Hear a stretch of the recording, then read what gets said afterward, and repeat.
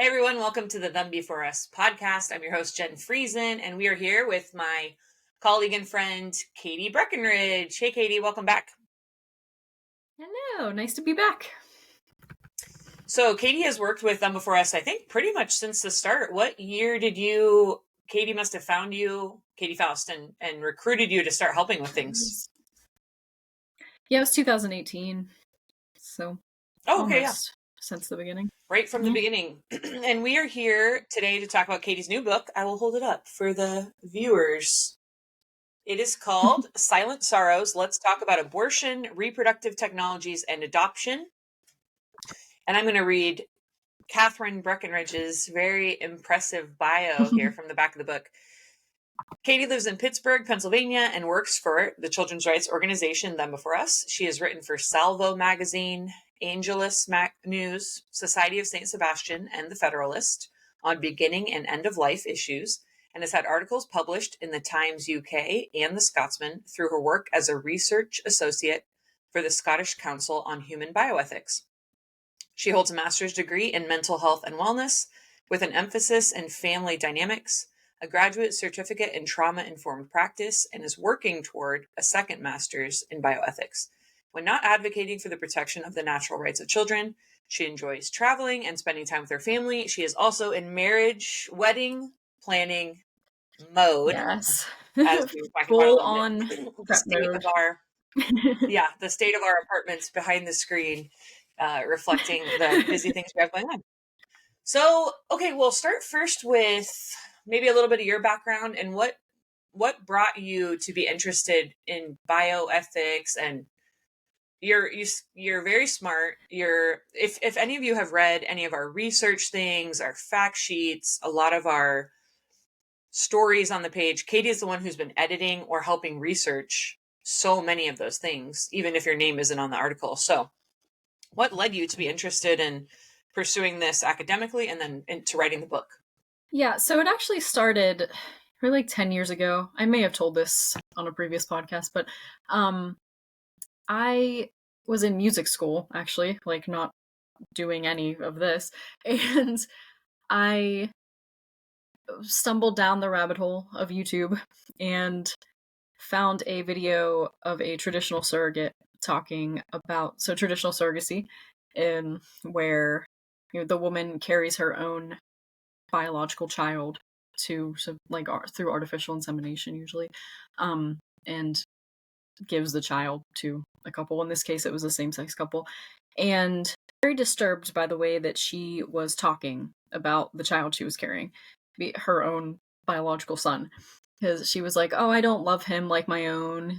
He's not for me." And I was like, "What is the difference between that child and the child that you had with your husband? Like they're the same amount. That child is the same amount of your genetics." So I was very disturbed by that women can brainwash themselves into doing that. And I got frustrated by the lack of organizations actually addressing surrogacy and IVF. I started getting more into.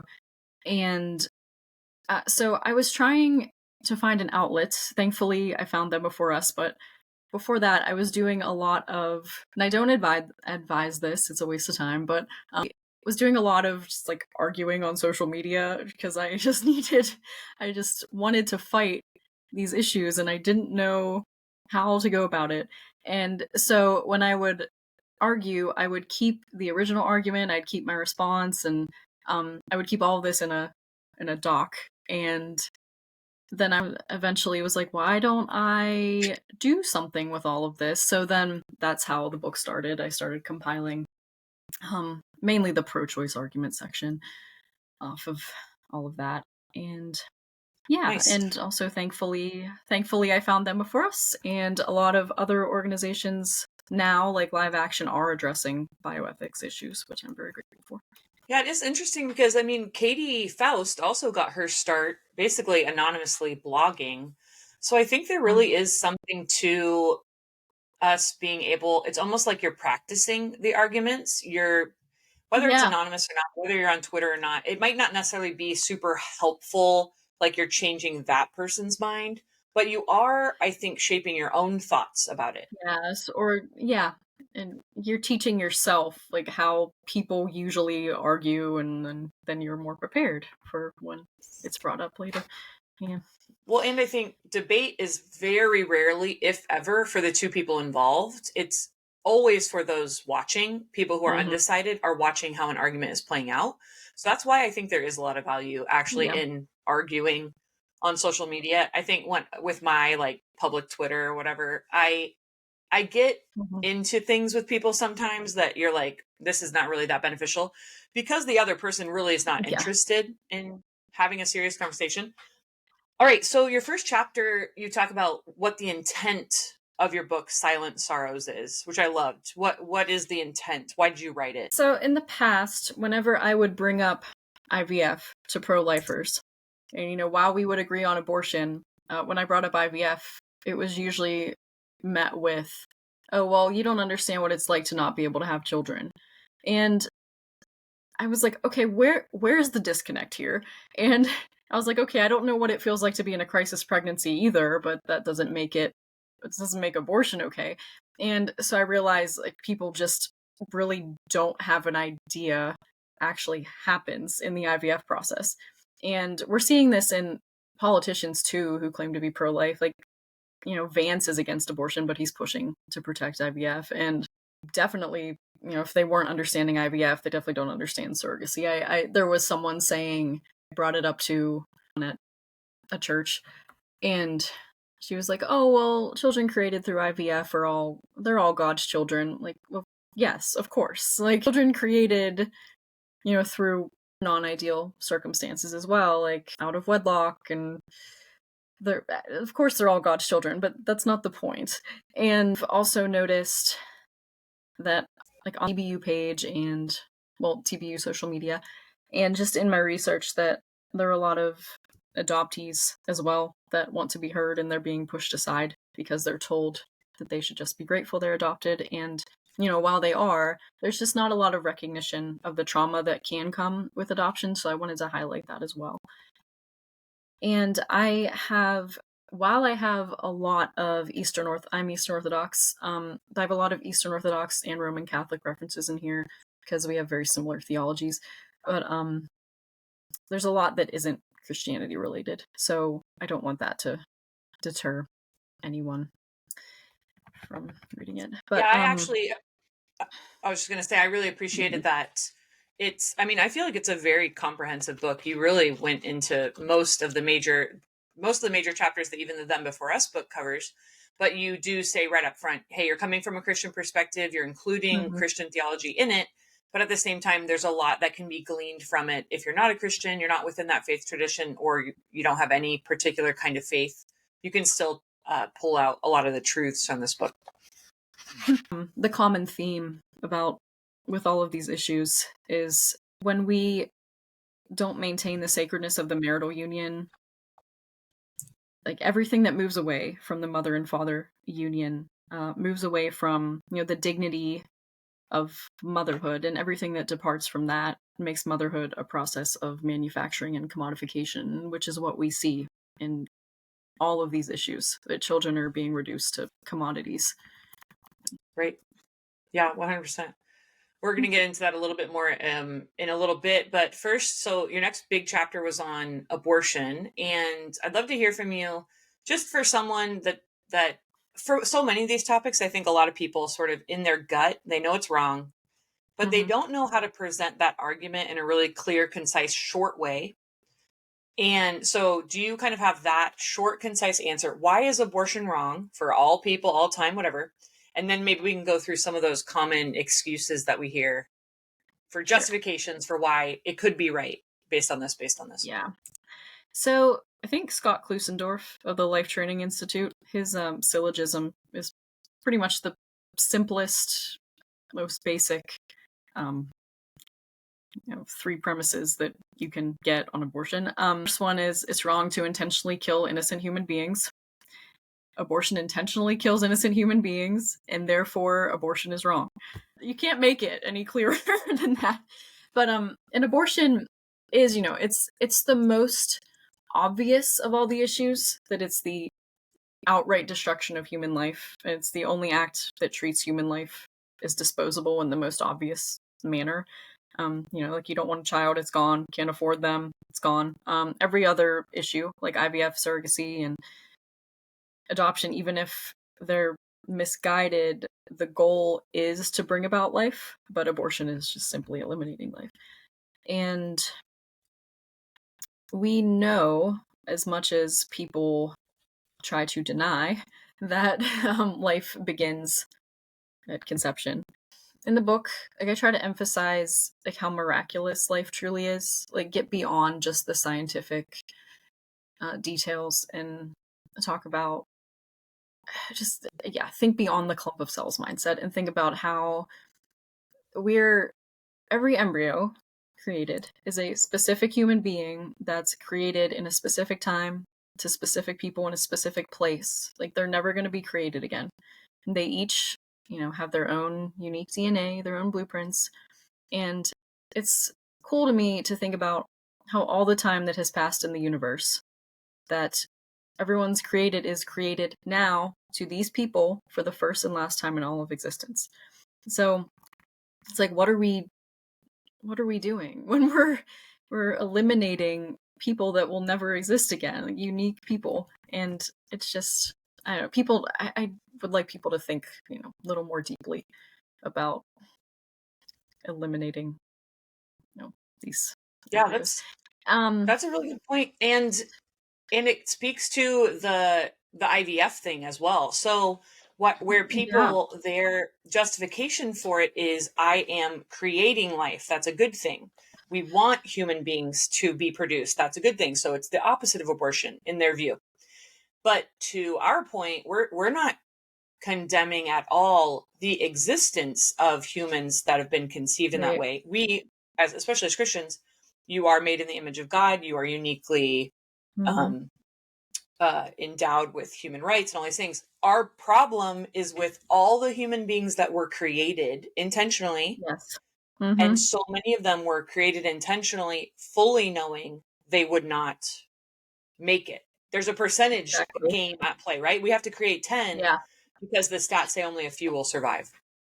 Yeah. You have 10 embryos, or 10 eggs rather, then 8 of them, statistically, like 8 of them will fertilize, and then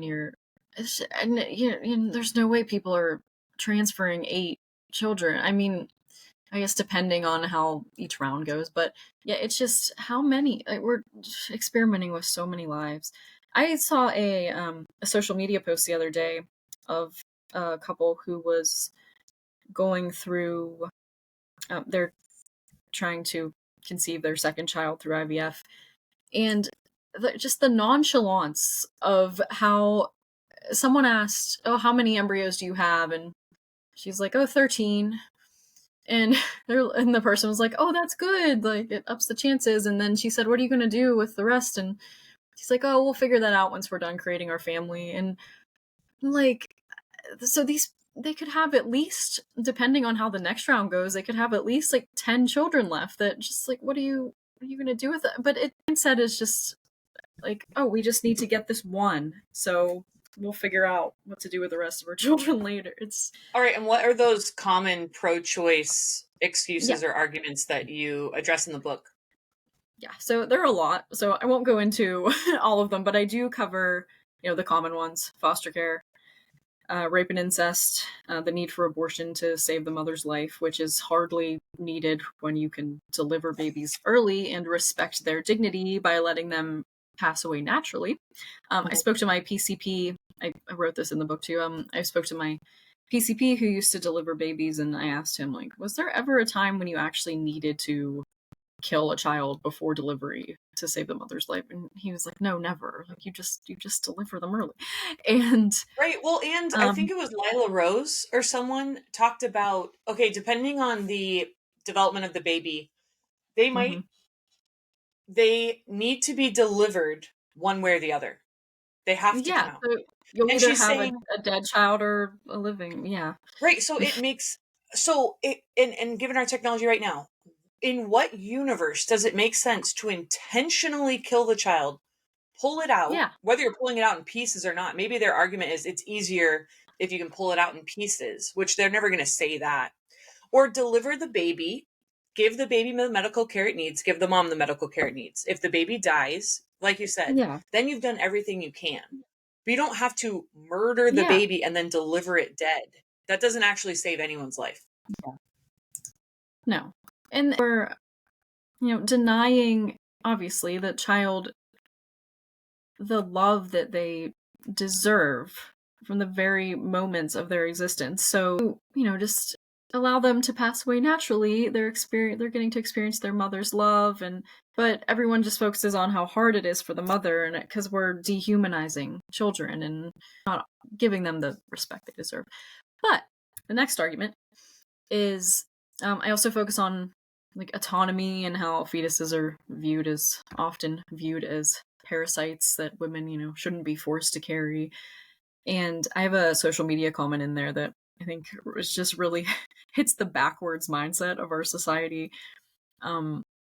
This is what happens though when we've come to treating sex as a recreational activity as opposed to an act that should take place in a monogamous loving union where children have the potential to be conceived.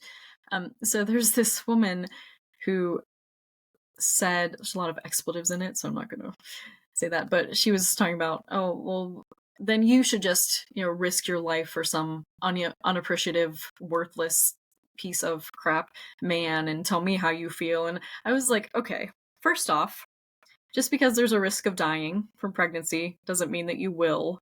Because you could die is not a reason to end your child's life. Obviously, there are a lot of things that could happen in life. I use the statistic that, our chances of dying in a car crash are 1 in 107, but, we still drive. And sacrificing your body for 9 months for pregnancy is small in the grand scheme of things. You're literally creating a whole new human being that you're going to have an eternal relationship with. This is incredible. And we should also, this is the mindset in society of recreational sex, that, we should stop having sex with men that we think are worthless and that we wouldn't want to have children with. So when you separate sex from marriage, children are viewed as these nuisances that can be disposed of when we, decide that we don't want them after engaging in the act that creates them.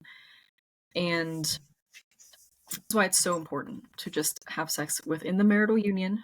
And then children are granted we'll get into this a little more, but granted the mother and father relationship that they deserve from the moment of conception.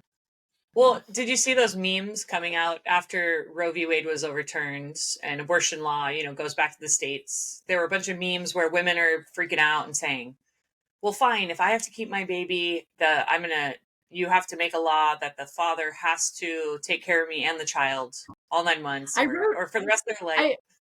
I wrote about that in the book too. I'm like, okay, so if you were married, then that would already be happening. Well, that's what people were replying. It's like, you mean marriage? I think Katie Faust was like, man, that's so crazy. If someone had only come up with some kind of institution where you could unite the man to the one, you wait to have sex until he commits to you, and then he takes care of any children you produce. Yeah.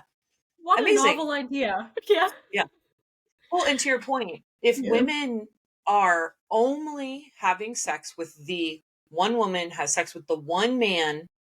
I was talking, I mentored teenagers for so long. And I was like, what's more romantic? Hey, here's a key so you can live in my apartment with me. Or the guy says, I forsake all others. I don't want anyone else ever the rest of our life. I commit everything I am, all the money I make, the home I build, the land I own, the whatever, to you alone the rest of our life. Yeah. Any children we produce, I take full ownership of them. I take care of them. I take care of you. I commit to you. And then here's a big diamond ring, in addition, culturally in America, at least, right? Or some kind of there's some kind of symbol of commitment as well. There's paperwork signed. Our names go together. Our bank accounts go together. I was like, you can't tell me that is the less patriarchy. appealing. That's the patriarchy versus men that say, I would like to sleep with you for one night and never call you again. Yeah, to me, what's more honoring of your dignity as a woman? Right. Yeah. Well, and which is more in line with what maybe at their most base instinct men would do. If men just had free Yeah. for all to do whatever they want, no consequences, we would see what's happening in culture. It's much Mhm. more difficult and honorable for the men that are saying, I forsake all the other things to Yeah. commit to one woman and our children. So we Mhm. really do have to kind of elevate and I guess reclaim these ideas of marriage.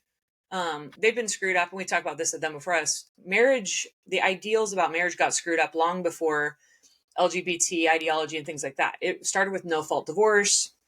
It Mhm. started with men and women not taking those commitments really seriously and doing what it took to stay married, and getting the help they need and things like that. Yeah. Um, anyway, yeah, okay, that's really good. Okay, so let's move on. Like I think I said, the book covers so many great topics, so y'all really need to get it. And I mean, it's hefty. It's like Is like 300. 404 pages. Yeah. Yeah, this is great. So I definitely see it as kind of, it could be that book on your bookshelf that's a resource. Oh man, I need to remember what some good arguments about surrogacy or against surrogacy are. I can flip to that in the book. So in your chapter on genetic identity, you made a connection that I thought was really good. You talked a little bit about um, when the man and woman that you came from, especially they're married, they live together, they raised me, I see them every day. That's the ideal.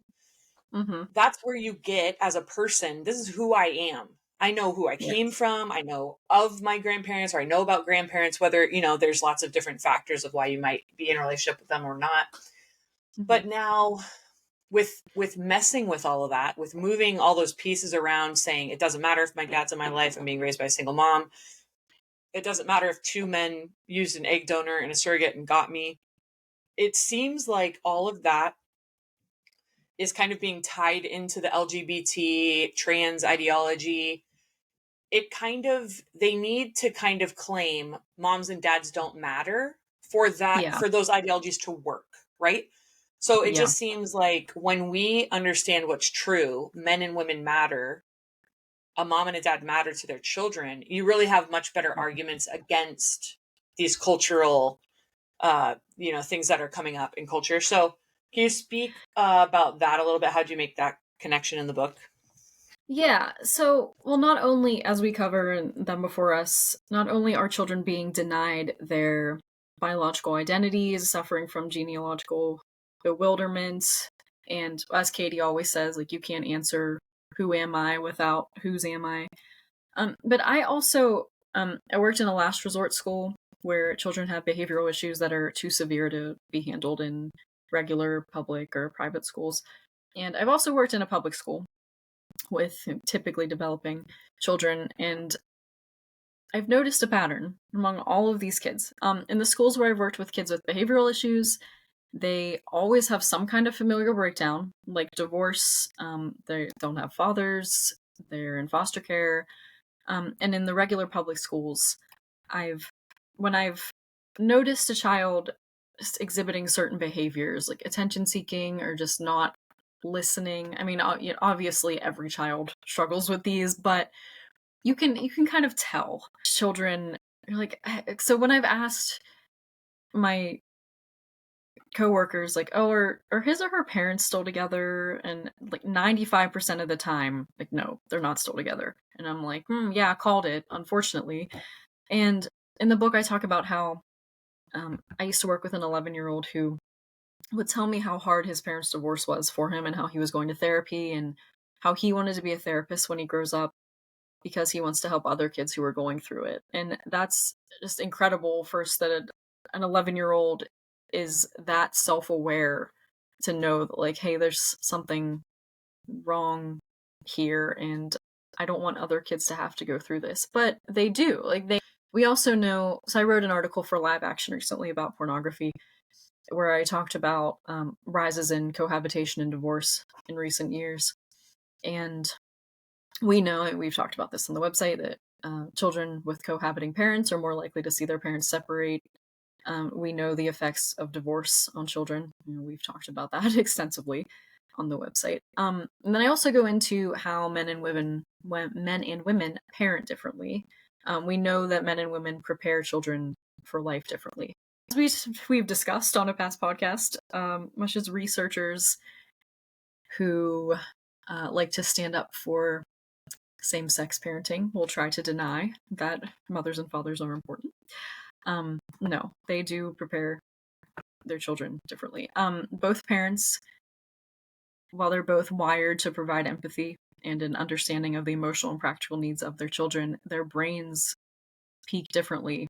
Mothers and fathers, the attachment styles are different as well. Mothers provide emotional refuge for their children, like a secure base for their emotions, and it's a more inward sense of attachment, while fathers lead their children in a more outward direction, focused on challenge. So it's, this is what children need to develop well into healthy, well-rounded, functioning human beings.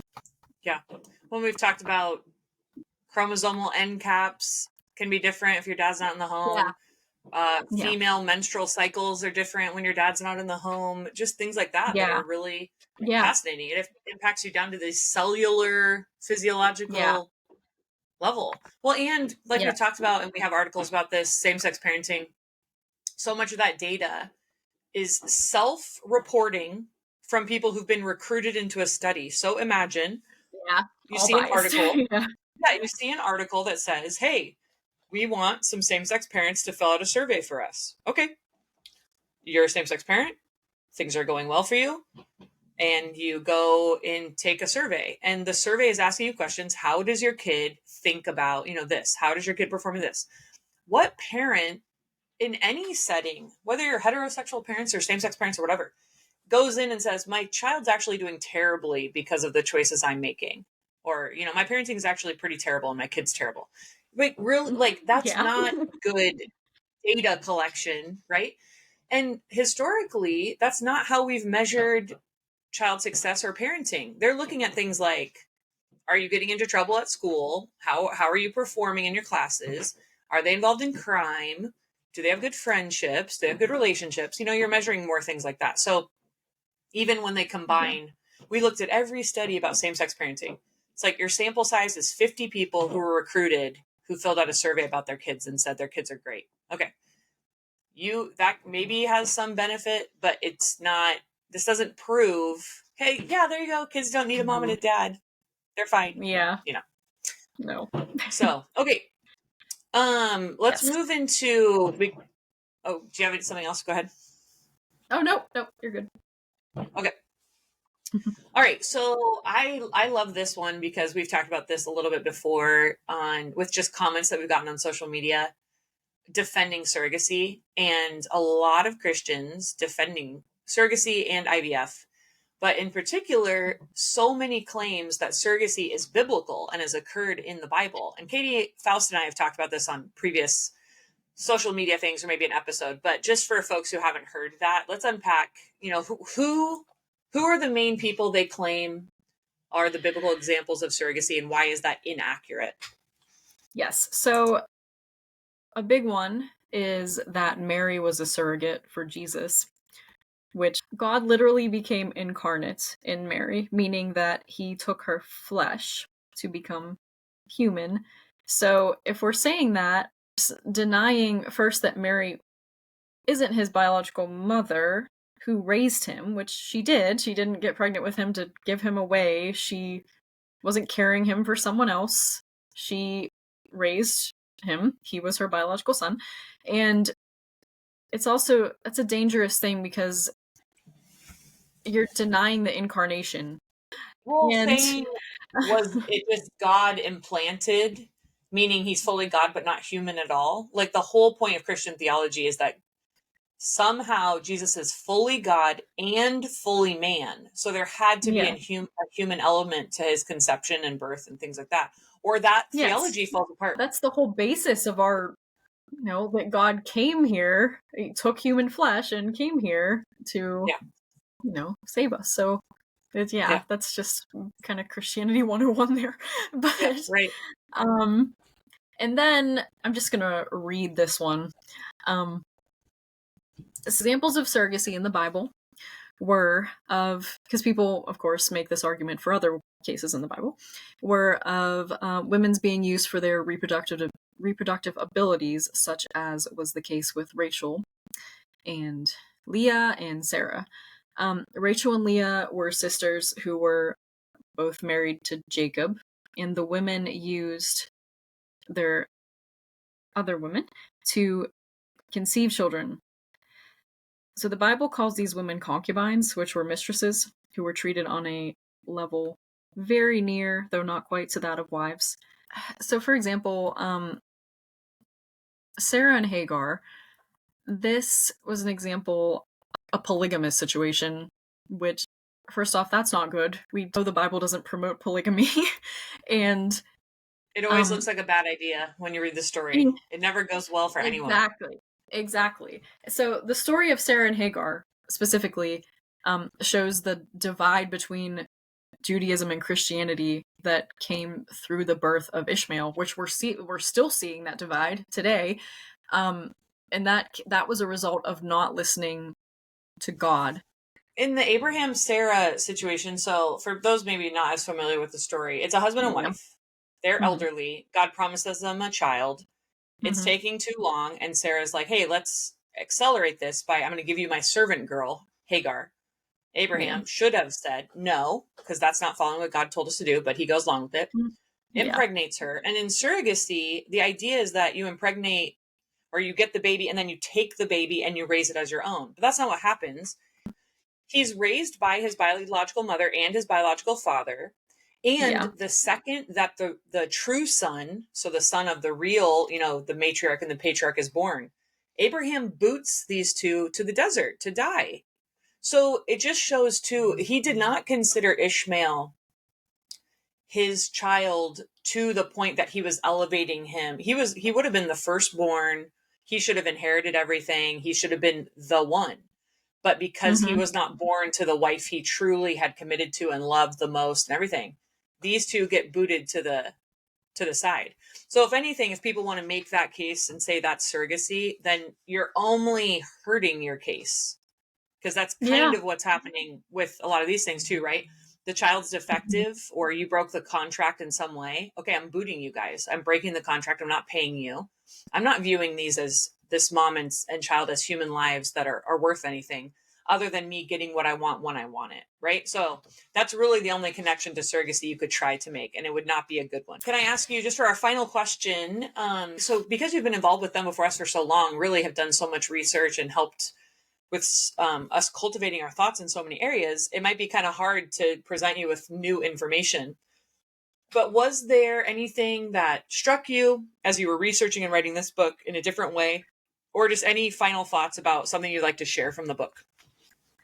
Yeah, so I feel like there's just probably too much to even name about what I've learned. I did want to say the adoption section is, I found to be the most controversial section. And I need to clarify this. I found people get very defensive if you criticize adoption in any way. And so people are assuming I'm totally against adoption, which I'm not. Yes, children end up in tragic circumstances and they need parents to adopt them. That's reality. What I am against is a lot of coercion takes place in the adoption industry. There's an adoption agency that will give mothers scholarships if they place their children.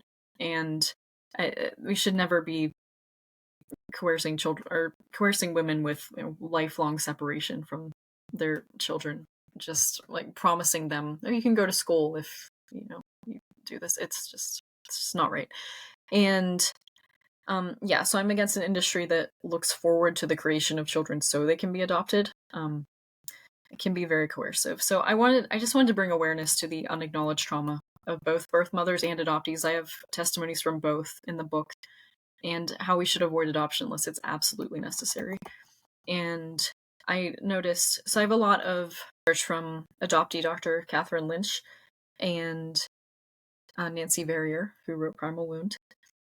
And Verrier talks about the 5 cardinal rules for adoptive parents to help their children process their emotions and show that they actually understand how traumatic it is for them, and healing goes a long way, but often they're denied that healing. So I just wanted to bring awareness to that.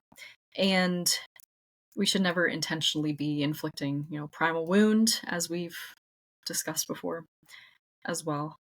But yes, of course, adoption can be a life-saving thing, and yeah. So I'm not saying it should be outright eliminated, but we need to be more cautious when we approach it. And yeah, so that's what I was trying to do there. Awesome.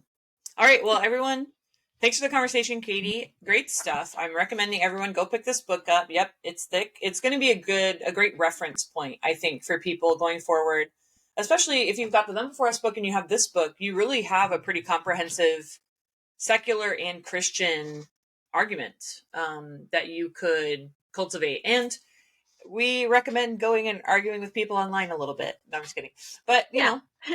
we Do love it. sending, I love highlighting different things and asking our advocates on social media to go respectfully comment and present an argument on other people's pages. Because, and I think we do a good job. I've not seen people who say, I'm for Them Before Us, and then they're hostile or mean to people. So I really appreciate that. But I think it's great, especially on videos and things where everyone's just so, oh my gosh, this is the best thing ever.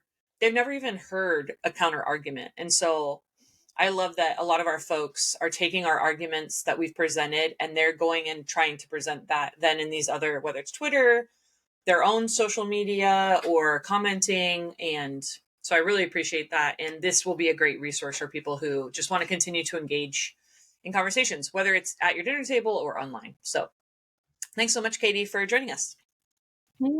Thank you. This has been the Them Before Us podcast. Thank you, everyone, for listening, and thanks for joining the movement.